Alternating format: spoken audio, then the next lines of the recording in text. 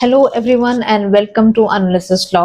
और आज हम बात करेंगे हिस्टोरिकल स्कूल के एक इम्पॉर्टेंट एक्सपोनेंट या जूरिस्ट की, जिनका नाम है सेविग्नी। जो हिस्टोरिकल स्कूल है, इसका बेसिस ये है कि जो लॉ है वो बनाई नहीं जाती है, वो पहले से ही होती है और ये पहले से टाइम एंड प्लेस के हिसाब से चेंज होती रहती है। हिस्टोरिकल स्कूल के हिसाब से जो कस्टम है वही एक टिपिकल सोर्स ऑफ लॉ है। इनफैक्ट कस्टम को ही ये ज्यादा एम्फेसिस देते हैं और लेजिस्लेशन के कंपैरिजन में कस्टम को ये सुपीरियर भी लॉ है वो अपने आप में नहीं बनी है, बल्कि लोगों की जनरल कॉन्शियसनेस से, जनरल विल से सामने आई है या एग्जिस्टेंस में आई है। इनके हिसाब से जो कस्टम्स हैं उनको प्रायोरिटी इसलिए दी जानी चाहिए क्योंकि इनका ये मानना है कि जब स्टेट भी एग्जिस्टेंस में नहीं आया था, उससे भी पहले एक और लॉ थी जिसको हम कस्टम का नाम देते हैं। यानी कि कस्टम्स तो एंटीसीडेंट है स्टेट। मोर स्पेसिफिकली बात करते हैं सेविग्नी की थ्योरी के बारे में, जिसको हम कहते हैं सेविग्नीज थ्योरी ऑफ फॉक्सटीस्ट। नाउ फॉक्सटीस्ट का मतलब होता है जनरल कॉन्शियसनेस या general will of the people, लोगों की जनरल विल। सेविग्नी के हिसाब से जो कस्टम्स हैं, यानी कि जो लॉ की ग्रोथ है, वो अपने आप में नहीं हुई है, वो स्पॉन्टेनियस है, वो जानबूझकर नहीं हुई है। और दूसरी चीज, जो लोगों की जनरल विल है उसके बेसिस पर ही जैसे जैसे प्रैक्टिसेस आती गई, जैसे जैसे लोगों ने अपने व्यवहार में जिन प्रैक्टिसेस को अडॉप्ट किया, उसी के बेसिस पर वो लॉ बन गई।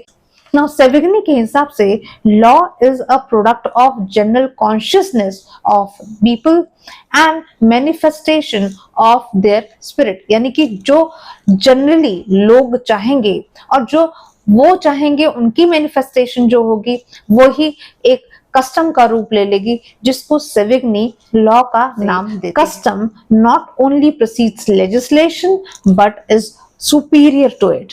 ये लेजिस्लेशन जो कि हम एक सोर्स ऑफ लॉ मानते हैं, सेविग्नी के हिसाब से लेजिस्लेशन से भी ऊपर जो सोर्स ऑफ लॉ आता है वो है कस्टम्स। यानी कि इनका पूरा focus custom law is the unconscious organic growth which is neither found nor artificially made, because otherwise it would create confusion if the past historical culture and tradition is not considered। इसका मतलब ये है कि जो law है उसकी growth कैसी है, ऑर्गेनिक है।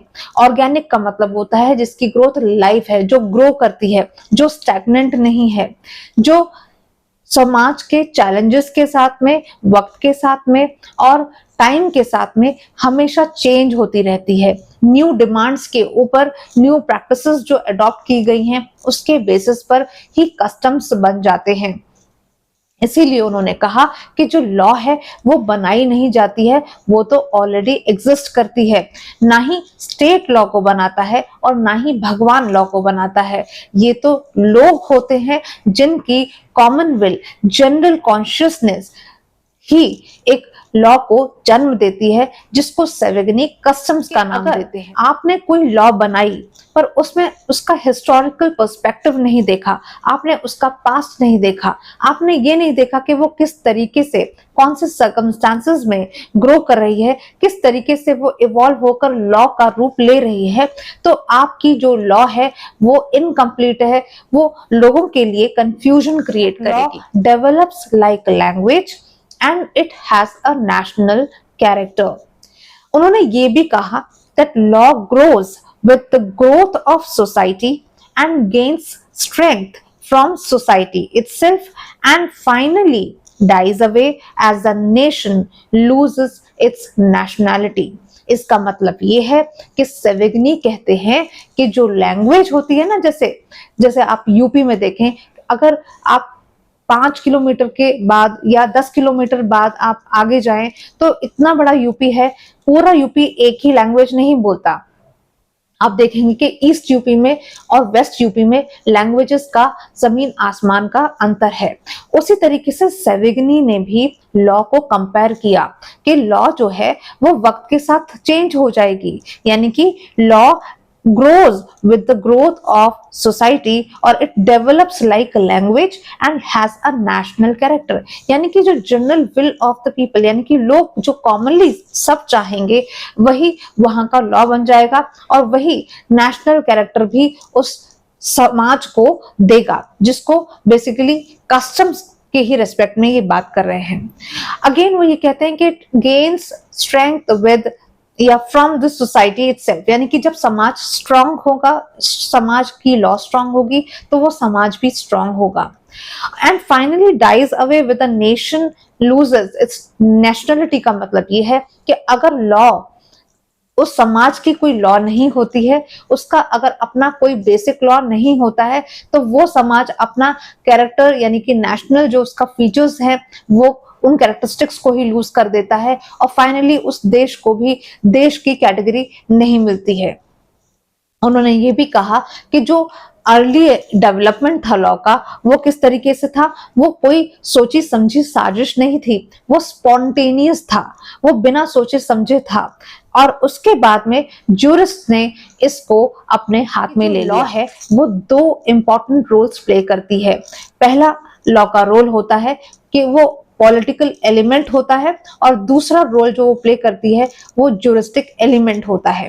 अब पहला एलिमेंट यानी कि पॉलिटिकल एलिमेंट का मतलब है कि जहां पे लॉ जो है वो लोगों को गवर्न करती है। लॉ मीन्स जो उनके हिसाब से कस्टम्स है। दूसरी इंपॉर्टेंट चीज ये है कि क्योंकि उन्होंने कहा कि लॉ का कैरेक्टर ऑर्गेनिक है, लाइव है, जो कि ग्रो करता रहेगा, इसीलिए उन्होंने कहा कि बाद में जाकर ये एक ऐसा डिसिप्लिन बन जाता है जो कि स्टडी के लायक है, जिसको जूरिस्ट, लेजिस्लेचर्स, एडवोकेट्स जो है वो उसको स्टडी करेंगे और उसको और रिफॉर्म लेकर आएंगे और रिफॉर्मेशंस लेकर आएंगे कि जो लॉ की कोडिफिकेशन है ना वो शुरुआत की स्टेज में नहीं होनी चाहिए। उन्होंने कोडिफिकेशन को शुरुआत पे इसलिए रेसिस्ट किया, अपोज किया, क्योंकि वो ये मानते हैं कि क्योंकि अगर आपने लॉ को एक तरीके से कन्फाइन कर दिया कोडिफिकेशन के द्वारा तो फिर लॉ फिर ग्रो नहीं कर पाएगी जो उनकी थ्योरी बता रही थी ना। इसके अलावा लॉ उनके हिसाब से एक कंटिन्यूअस एंड अनब्रेकेबल प्रोसेस है और अगर आपने उसकी कोडिफिकेशन करी तो वो जो अनब्रेकेबल प्रोसेस है वो ब्रेक हो जाएगा, वो टूट जाएगा, वो डिसकंटिन्यूअस हो जाएगा। अगर आपने पास्ट को ध्यान में नहीं रखा, आपने लॉज को जस्ट ऐसे ही अप्लाई कर दिया तो आप एक तरीके के कंफ्यूजन को भी क्रिएट करेंगे और कंप्लीट तरीके से लॉ को समझ भी नहीं पाएंगे। फॉर एग्जाम्पल आप फैमिली डिस्प्यूट्स हैं कि जो फैमिली डिस्प्यूट्स हैं वो first time Hindu marriage act या ब्रिटिशर्स के दौरान जो लेजिस्लेशंस हैं वहां से आए हैं। इनफैक्ट जो पर्सनल लॉज हैं, चाहे वो हिंदू मैरिज एक्ट हो या वो पारसीज की हो, चाहे वो मुस्लिम्स की पर्सनल लॉज हो, वो अपने किसी एंशिएंट स्क्रिप्चर्स के द्वारा ही गवर्न किए जा रहे हैं। अगर हम मुस्लिम लॉ में देखें तो वो शरीयत लॉ है, अगर हम हिंदू मैरिज एक्ट में देखें तो वो मनुस्मृति एंड बहुत सी श्रुतिज एंड स्मृतिज एक्सेट्रा उसके बेसिस पे चले आ रहे हैं, लेकिन वो कोडिफिकेशन उनकी बाद में हुई थी। अगर हम क्रिटिसिज्म की बात करें सेविग्नी की डेफिनेशन की, तो पहला क्रिटिसिज्म तो यही आता है कि जब वो general consciousness of the people बोलते हैं तो यहाँ पर ये जो स्पिरिट जनरल लोगों की ये बात करते हैं, ये स्पिरिट कौन से उन लोगों की है?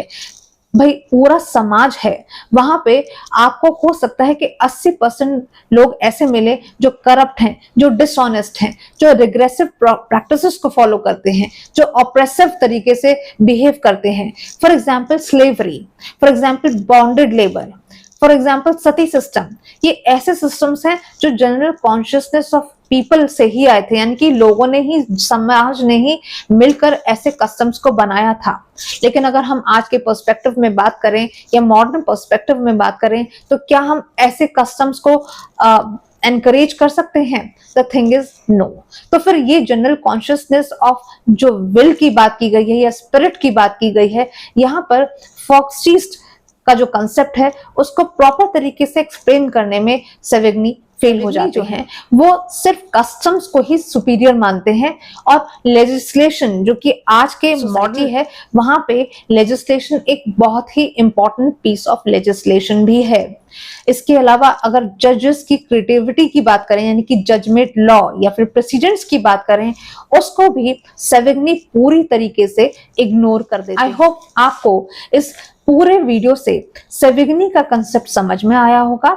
अगर आपको सेविग्नी से रिलेटेड कभी भी कोई कंफ्यूजन हो, कोई क्वेश्चन ऐसा आ जाए जहां पर आपको बहुत ही लंबे पैराग्राफ्स में कोई क्वेश्चन दिया है और आप अगर उसमें कस्टम्स एंड फोक्सटीस्ट जैसे वर्ड्स फाइंड करें तो आप देख लीजिएगा कि आपको बेसिकली सेविग्नी की ही पूरी थ्योरी समझानी है कस्टम्स के पर्सपेक्टिव से, यानी कि कस्टम्स कितने इंपॉर्टेंट हो सकते हैं ऐसा सोर्स ऑफ लॉ, ये सब कुछ आपको समझाना बताना होगा कि कौन से कस्टम्स ऐसे होंगे जो बाइंडिंग होंगे और कौन से ऐसे कस्टम्स होंगे जो नॉन बाइंडिंग होंगे। यानी कि एक कस्टम को एनफोर्स करने के लिए, लीगली बाइंडिंग होने के लिए या एक वैलिड कस्टम के होने के लिए कौन कौन से एसेंशियल्स होंगे वो भी आपको देखने होंगे। For the timing, thank you so much for watching analysis law.